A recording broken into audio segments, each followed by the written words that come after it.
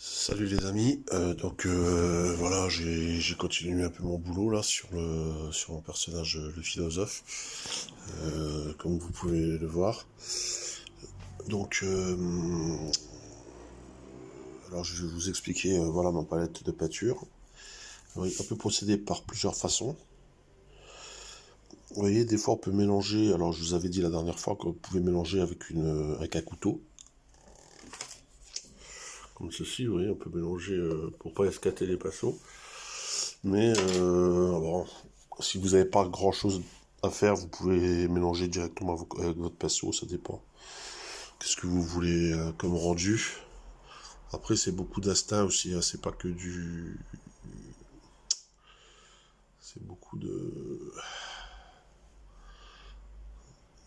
sensations aussi. Donc, c'est vous qui voyez après, au fil de l'expérience, comment vous allez procéder. Donc, donc voilà, on continue dans les reliefs. Alors moi je rajoute du noir. Vous voyez, comme si c'était un peu des côtes comme ça qui étaient un peu. Alors je me suis inspiré vraiment de rien du tout. C'est mon imaginaire qui a été puisé dans ces souvenirs de ce que c'est qu'un corps humain. Donc c'est une espèce de personnage, comme vous voyez, un peu androgyne, un peu cadavérique. Voilà. Donc on y rajoute des touches de noir pour l'instant. Ensuite, là pour l'instant, je fais un petit peu, je grossis le travail un peu. Après, je vais dégrossir au fur et à mesure. Dans ce genre de peinture, on y va, on procède par étapes.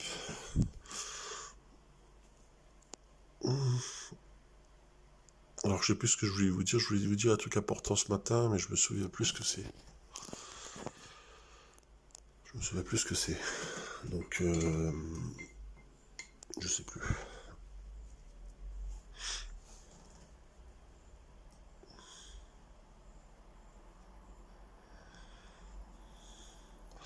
Ah oui, c'était sur le entre une copie et quelque chose que vous faites de votre imaginaire. Ou alors des fois, moi ce que je fais souvent, je travaille souvent je travaille sans dessin préliminaire, c'est-à-dire que je fais directement mon truc à la peinture. Ça fait un rendu plus spontané des fois. Ça fera un rendu des fois plus spontané. Oui, petite bite qui donne des leçons. Alors là, je vais représenter ensuite. Il va être le pied sur des livres. Il va être debout sur tous les livres qu'il a lus. Et il va poser les pieds dessus. Il va poser les pieds dessus. Alors d'abord, je voulais faire une chaise, mais je me suis dit, tiens, pourquoi je pourrais pas faire plutôt comme des livres. Il a les pieds sur les livres. Et lui, il se la raconte par rapport à tout ce qu'il a bouquiné. Et puis voilà, quoi. Je me suis dit que ça pouvait être une bonne idée.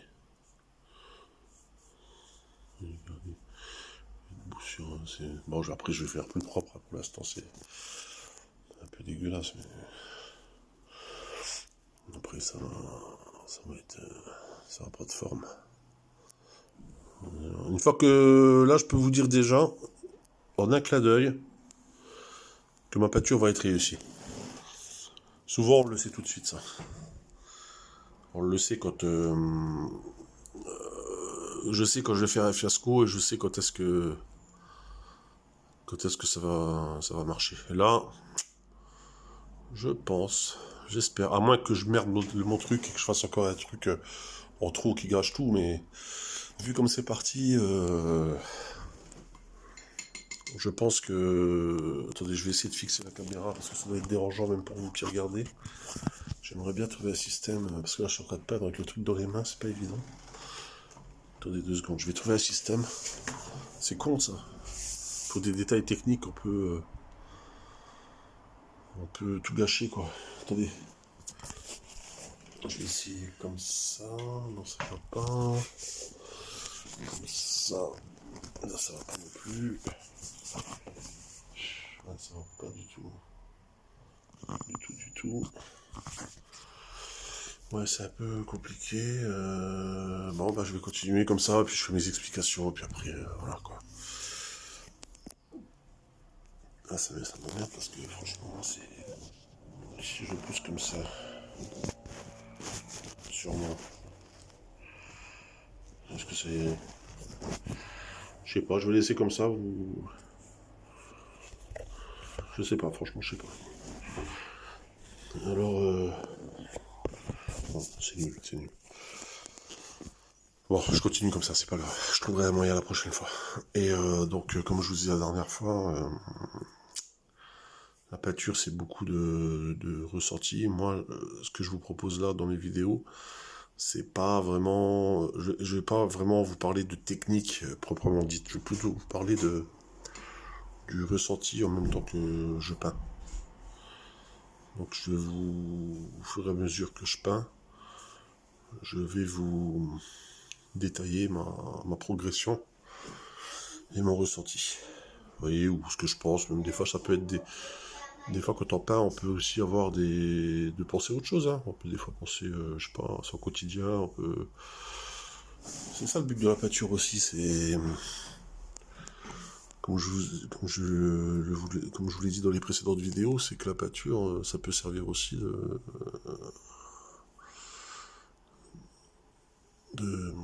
pas comment je peux dire, pas vraiment d'échappatoire, aussi, d'échappatoire, quoi.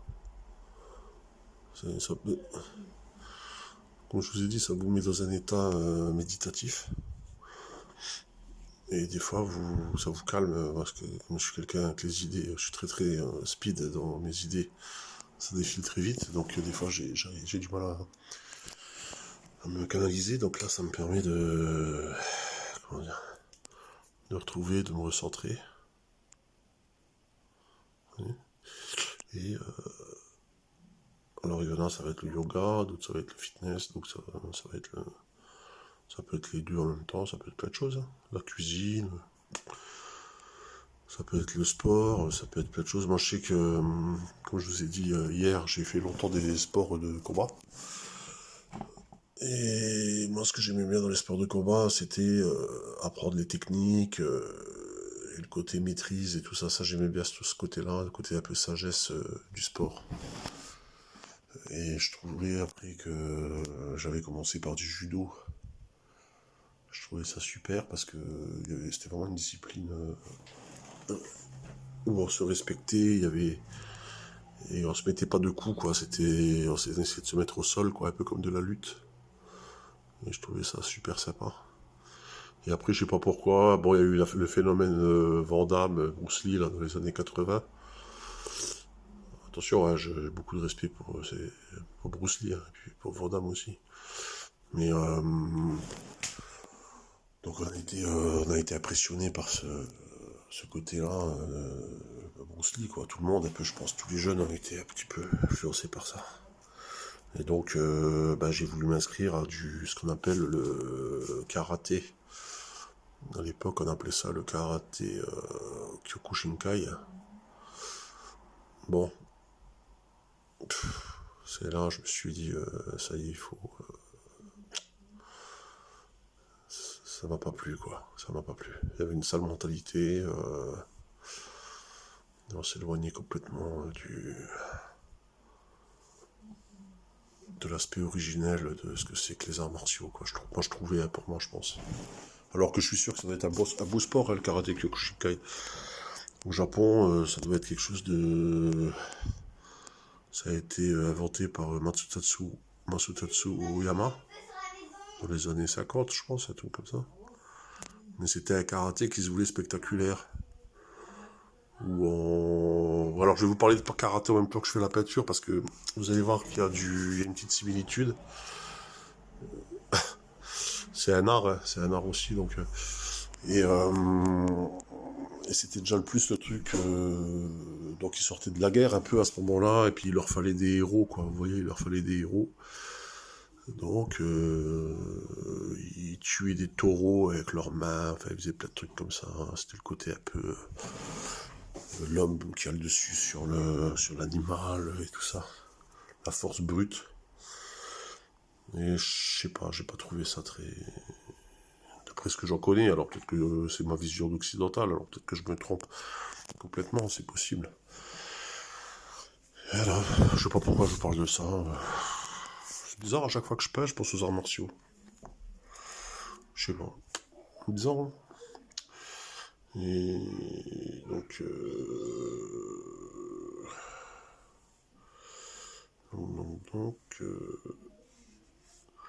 peut-être qu'il y a un lien, peut-être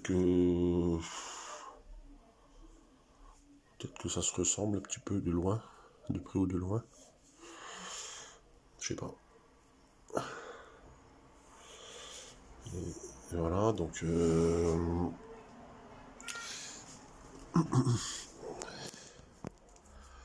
pour revenir à la pâture, c'est un peu la même chose. À un moment, je prenais des cours de pâture, comme je vous ai dit, j'ai fait plusieurs écoles.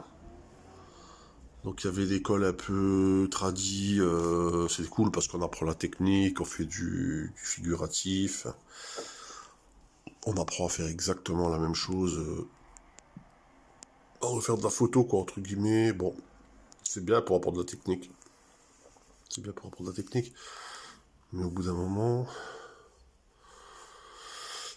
moi je voulais faire autre chose. Je voulais faire un truc plus de monde imaginaire. J'en avais marre de représenter des bateaux et puis des petites fleurs, quoi. Moi, c'était pas trop mon truc. Je respecte, hein, attention, hein, j'ai du respect pour ça, mais moi, c'était pas trop mon truc. Et,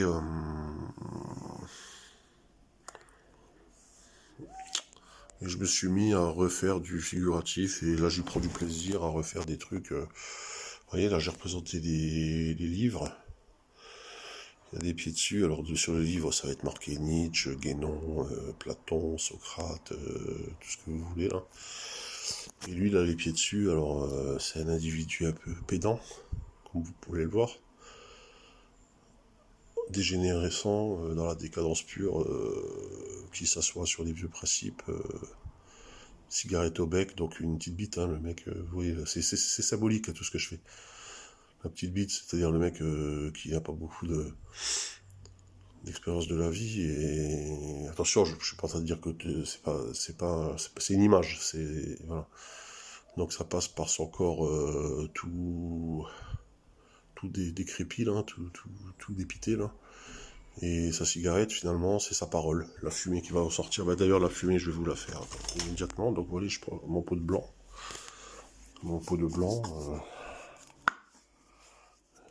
Bon, moi, je suis pas un gros maniaque du rangement, comme vous pouvez le voir. Mon atelier, c'est chez moi, donc c'est toujours un peu le bordel chez moi. J'aime être dans mon bordel. J'aime pas quand on met trop d'ordre, parce qu'après, je m'y retrouve plus. Et donc, ça fumée, donc la fumée, vous voyez, je vais faire un gris. Je vais faire un gris. Et ça fumée qui va partir comme ça, pour aller... sa fumée, c'est sa parole. Ouais, c'est sa parole qui part en fumée, qui va intoxiquer tout le monde avec avec sa fumée de parole, quoi. C'est symbolique, il faut comprendre hein, toute la peinture. Ah, c'est ça que je voulais en venir, c'est ça que je voulais vous dire aussi, en parlant de ça. Quand je vous parle du symbolisme de la peinture, c'est qu'avant je m'en fous, je m'en contrecarrais, j'en avais rien à cirer du symbolisme. Quand je regardais un tableau, je comprenais rien. Et quand vous commencez à décrypter, alors il y a plein de livres là-dessus sur le symbolisme dans les tableaux et tout ça. Et quand vous avez compris le symbolisme, quand vous regardez Nicolas Poussin en soi, bon, Nicolas Poussin, c'est la peinture un peu, je sais pas quel siècle que c'est, ça peut-être 18e siècle, je sais pas. Quand on regarde les bergers d'Arcadie, des trucs comme ça, on se dit bof, voilà. Mais en fait, derrière, il y a toute une symbolique. Et pour revenir à ça, je me baladais une fois au Louvre, Et il y avait un tableau, alors connu mondialement, qui s'appelle le radeau de la Méduse, de Géricault. Donc le peintre Géricault, donc c'était un peintre qui est mort jeune en plus, hein, c'est un gars qui a vécu, c'était le rocker de la peinture, quoi, si tu vois ce que je veux dire. C'était James Dean de la peinture, quoi. C'était un peu le rebelle dans les années, je sais pas, Géricault, ça doit être peut-être le 20e siècle, je sais pas. Ouais, non, 19e, ouais, 19e. Il a peint un tableau qui s'appelle le radeau de la Méduse. Alors moi, ça me faisait marrer parce que j'étais sur le banc qui est en face du tableau, là, comment, la carpette là, qui se trouve en face, là, et j'observais le tableau avec mon ressenti. Et comme quoi, des fois, le ressenti, ben, ça trompe pas parce que ben, je m'étais pas trompé dans mon analyse. Et tout d'un coup,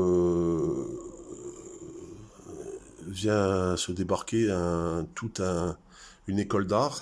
Donc des jeunes, ils devaient avoir 18-19 ans, je sais pas. Donc tous des jeunes étudiants en art, avec leur prof d'art, qui leur déblatérait toute la partie que technique du tableau. Comment que ça a été fait, quelle technique que Géricault a utilisée, sur quoi il a peint, les dimensions du tableau, patati et patata. C'est intéressant. C'est bien de savoir la partie technique, c'est bien sûr. Mais alors sur toute l'heure qu'ils sont restés là à déblatérer, alors moi je restais, comme je suis curieux, j'ai écouté. Et pas une seule fois, ils ont abordé le sujet du tableau. Alors eux, pour la prof, c'était juste des survivants sur un radeau. Alors à mon avis, elle avait mal lu ou mal compris l'œuvre, parce que quand on regarde bien, alors moi j'ai débarqué avec ma grande gueule, et quand on regarde bien le tableau,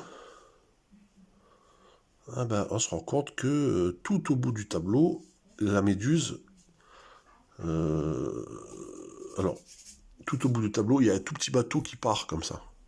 On voit un tout petit tableau en haut à droite du tableau. Vous regarderez, vous irez sur Google Images. Il y a un tout petit bateau qui part. Et au fait, j'ai dit à votre avis, quand vous regardez ce tableau, à la prof j'ai dit ça, la prof qui était plus compétente que moi en l'occurrence. J'ai dit qu'est-ce que vous voyez en voyant ce tableau-là? Elle me dit bah un radeau. Je dis vous avez vu le petit bateau là-bas au fond?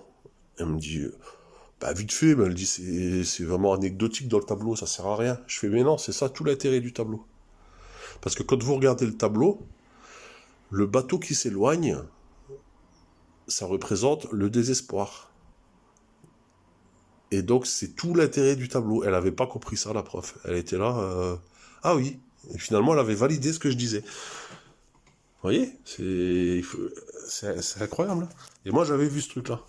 J'avais vu que le bateau qui s'en va et les gens sur le radeau, bah, l'expression qu'ils ont sur le radeau, bah, c'est qu'ils sont désespérés.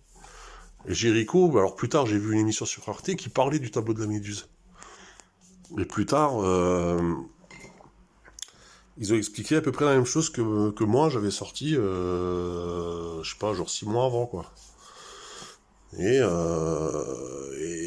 Géricault, à un moment, il voulait faire, il avait fait dans ses esquisses, dans ses essais, un autre tableau où on voyait le bateau qui s'approche. Et là, ça aurait signifié l'espoir. Vous voyez? C'est toute une symbolique. Et dans la peinture, c'est la même chose. Alors moi, comment dire, je vais faire une synthèse sur ce que je suis en train de faire. Donc là, c'est pas fini, hein, mais je vais y travailler. Ça va être bientôt c'est fini. Donc, je pense que à la fin de la semaine, même avant, c'est terminé. Je pense que pour non, peut-être vendredi, c'est terminé. Et donc voilà, donc là vous voyez le personnage, il va être debout, le pied sur les écrits des anciens philosophes, avec une arrogance. Alors il a vraiment pas de quoi être fier, hein, parce que quand on voit la gueule qui tire, il a vraiment pas de quoi être fier, mais il se la pète malgré tout. Ça peut représenter aussi un état, un système qui arrive à sa fin, mais qui ose encore fanfaronner face aux autres puissances, quoi. Ça peut représenter ça aussi. Ah. Et il fanfaronne malgré toute sa faiblesse. Mais on sent qu'il a encore une énergie, un truc qui le fait vivre encore, cette espèce de Maccabée, là. Et l'énergie de l'arrogance, quoi. Le truc, il ose encore se la ramener. Et ben donc ses paroles, donc il a le pied sur les écrits, et ses paroles, ben, c'est cette fumée là, c'est des paroles qui partent en fumée, quoi.